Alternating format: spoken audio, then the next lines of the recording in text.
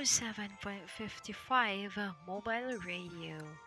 This is Evening Hot Express with your Deji Chang, here to bring you another night of heart to heart stories.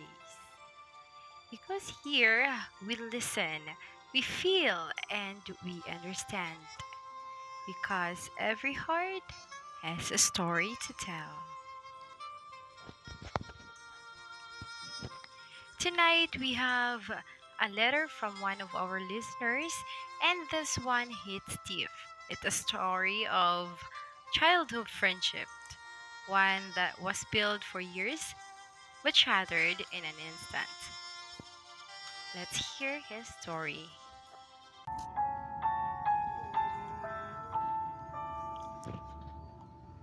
Dear Deji Chang,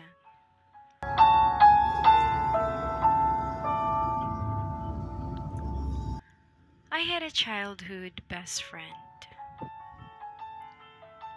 Marco. And first of all, you can call me John. We grew up together, same school, same barkada, as in sulit kami. Akala ko, no matter what happens, we'd always have in each other's backs. But then, something happened. Marco chatted with my girlfriend behind my back. Hindi ko alam kung may gusto siya o may gusto siyang patunayan or trip lang niya.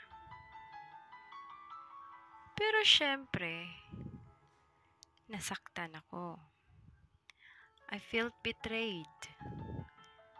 Instead of confronting him, I did something na alam kung hindi tama. I got back at him. Siniraan ko siya sa girlfriend niya.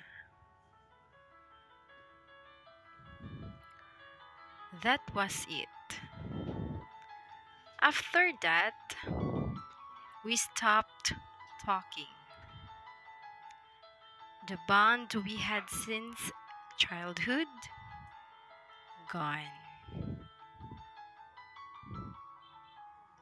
Now, when we see each other, kahit sa daan, parang hindi na kami magkakilala. No words, no greetings, nothing. It's been a long time, but I still wonder, can we ever go back to how we used to be?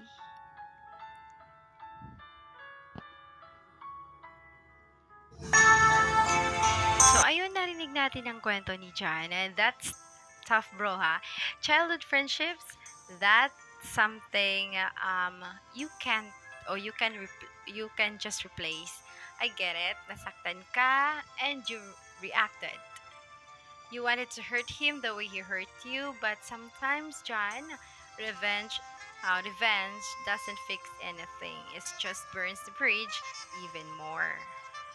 Now the question is, do you still want to fix this? Kasi kung gusto mo pa siyang maging kaibigan ulit, someone has to make the first move, and maybe time has